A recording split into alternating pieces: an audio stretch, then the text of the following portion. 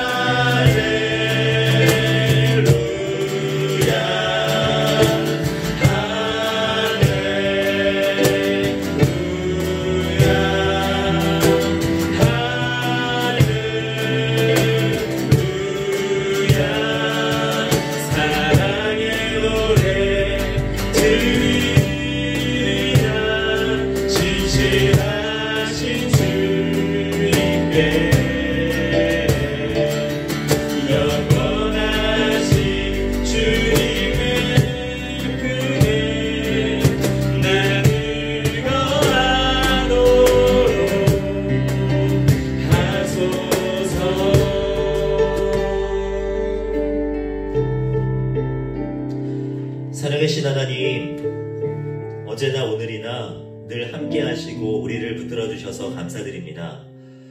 자격 없는 우리를 사랑하시고 주님의 자녀 삼아 주신 것 정말 감사를 드립니다.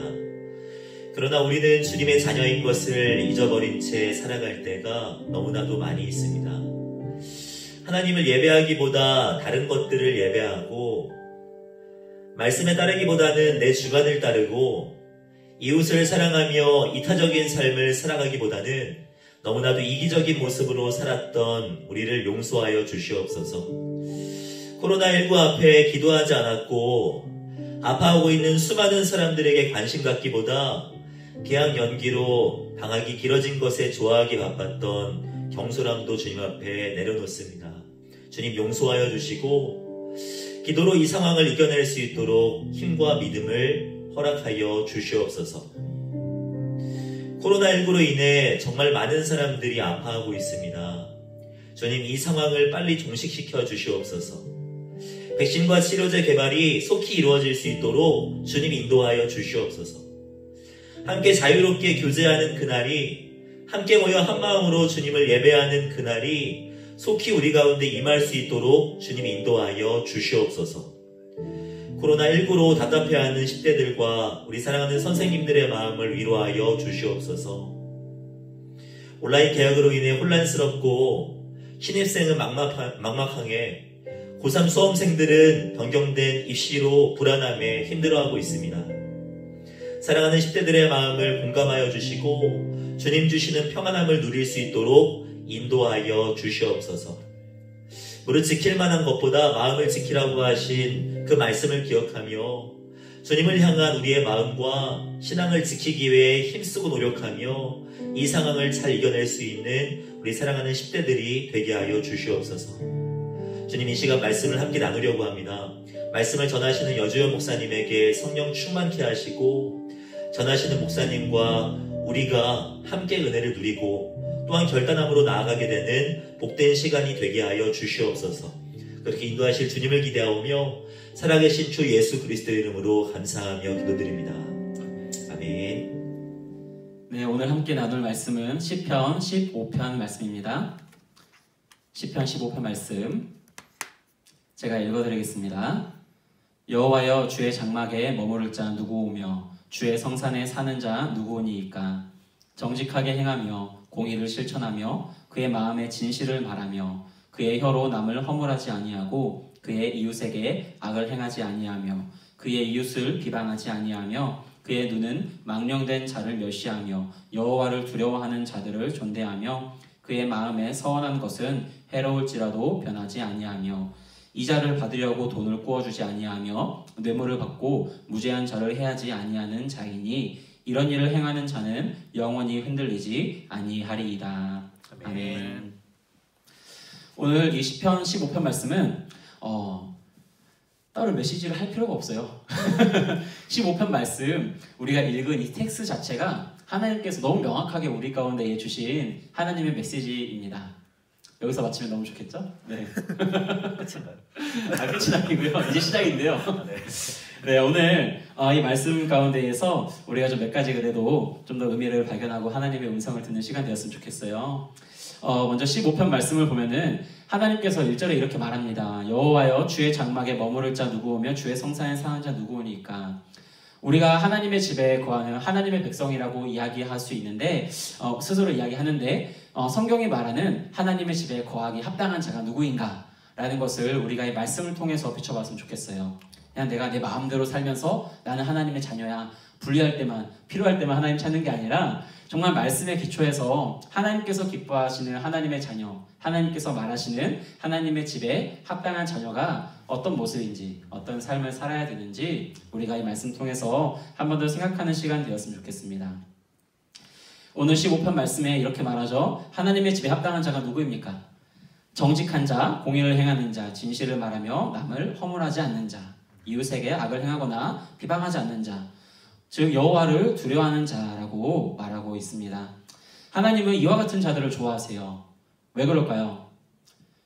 네, 이유는 간단해요. 바로 정직하고 공의롭고 한 입으로 하나님을 찬양하지만 또 한 입으로 이웃을 비방하는 그런 사람, 그러지 않은 그러지 않는 자들을 하나님께서 마음껏 사용하실 수 있기 때문입니다. 하나님의 기준은 우리가 얼만큼 유용한 사람인가, 얼만큼 많은 능력을 가졌는가가 아니라 얼만큼 정결하고 깨끗하게 하나님 앞에 쓰임받을 수 있는 사람인가 라는 게 하나님의 기준인 것입니다. 그리고 우리가 읽은 이 말씀을 보면은 정직, 공의를 행하는 일, 진실을 말하고 남을 비방하지 않는 일, 이런 일들이 언뜻 다 다른 일처럼 분리돼 보일지 몰라도 이 일들은 사실 다 상관성 있는 연관된 일이에요. 왜냐면은 이 모든 태도 하나하나가 하나님 앞에서 정직하다는 것을 말하고 있기 때문입니다.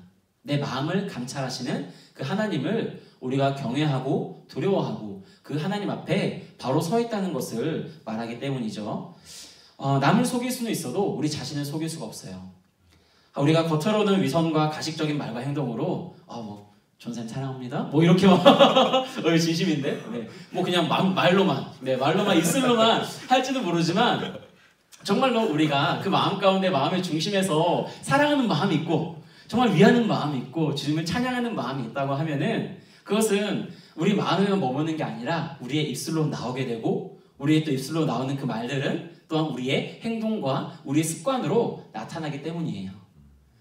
지금 우리가 코로나로 모이지 못하고 있는데 이 시간은 어떻게 보면은 하나님께서 우리를 정금같이 순금같이 순도 100%의 깔끔한 아주 까리한 그런 금으로 만들어내시기 위해서 어쩌면 우리를 연단시키시는 시간이 아닌가 생각이 들어요. 왜냐하면은 여러분들 우리가 솔직해볼까요?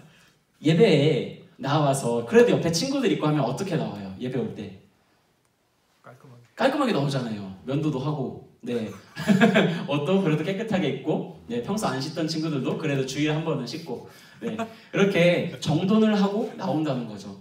또 예배에 와서는 그래도 체면이 있으니까 막 대놓고 자지는 않겠죠? 않을 거예요. 그런데 지금은 우리가 모여서 예배하지 못하는 상황에서 우리 각자가 하나님 앞에 1대1로 서야 되는 상황인 거예요. 그러다 보니까 아무도 보지 않는 자리에서 내가 어떻게 예배하고 있는가, 누구도 나를 터치하지 않는 상황에서 내가 정말 하나님을 향한 사모하는 마음으로 나아가고 있는가.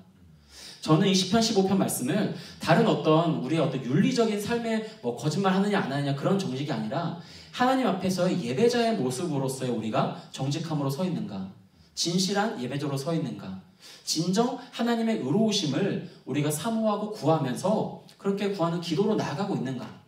정말로 하나님 앞에서의 우리 모습을 점검하는 그런 거울로 삼는 말씀이 되었으면 좋겠다라는 마음입니다. 하나님은 우리의 중심을 보시죠. 그런데 이 말씀을 보면은 이제 이 말씀 설교 들으면서 나는 주님의 집에 거하기 합당하지 않은 자 같아. 나는 역시 교회는 내 체질이 아니야. 라고 이참에 나는 그냥 쉬겠다 라고 하는 친구들이 있으면은 절대 안 돼요. 안 되는 거고, 하나님께서 이런 말씀을 하시고 시편의 말씀이 기록된 이유는 뭐냐면은 너네가 그렇게 지금 해야 되고 안 하면 내 집에서 쫓겨난다 이런 게 아니라 우리가 바라보고 추구하고 지향하고 나아가야 될 길을 제안해 주는 거예요.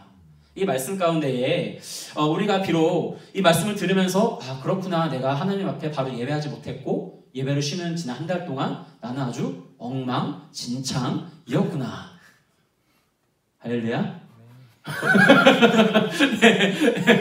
그런 마음에 찔림이 있을지 몰라요. 하지만 오늘 이 시간부터 우리가 다시 한번 우리의 시선을 주의 말씀으로, 우리의 귀를 주의 음성으로, 우리의 마음을 주님의 성전으로, 주님을 향해서 돌이키면 되는 거예요. 그래서 시편, 이제 이 시편 전체 말씀 가운데에 1편의 3절 말씀을 제가 이렇게 읽어드리고 싶어요. 1절로 시작하는 복이 있는 사람은 으로 시작하는 말씀인데 3절에서 이렇게 말합니다. 그는 시냇가에 심은 나무가 철을 따라 열매를 맺으며 잎사귀가 마르지 아니함 같으니라 라고 말하고 있어요. 무슨 말이냐면은 우리가 지금 당장에 여러분들과 여러분들의 믿음의 뿌리가, 삶의 경건의 뿌리가 깊지 않을지 몰라요. 하지만 그 시냇가에 심긴 나무는 그 뿌리가 어디를 향해 갈까요? 그 나무의 뿌리가 그 강물을 향해서, 우리의 믿음의 뿌리가 지금은 깊지 않아서 흔들리고 뽑히고 지금 뭐 당장에 우리 경건이 다 무너졌을지 몰라도 우리의 지향하는 바가 그 생수의 근원 되시는 주님께로 향하고 있다면은 그 뿌리는 더욱 깊어질 것이고, 그리고 그 뿌리가 내려감 같이 우리의 가지가 더 무성하게 자라나고 우리의 잎사귀가 더 푸르르게 싹을 피우고 우리의 삶에 비로소 하나님의 의의 열매가 맺어지는 그런 축복이 임하는 것이라는 말이에요. 우리가 지금 당장 온전한 사람은 아닐지 몰라도 우리가 주님을 향해서 오늘 다시 한번 마음을 돌이키고, 하나님, 제가 주님의 집에 거하기 합당한 자가 되기 원합니다 라는 마음으로 다시 한번 삶을, 우리 마음의 중심을 점검하며 나아가는 우리 모든 서울홍성교회 중고등부, 우리 10대 하나님의 세대 여러분들이 되기를 소원합니다. 아멘.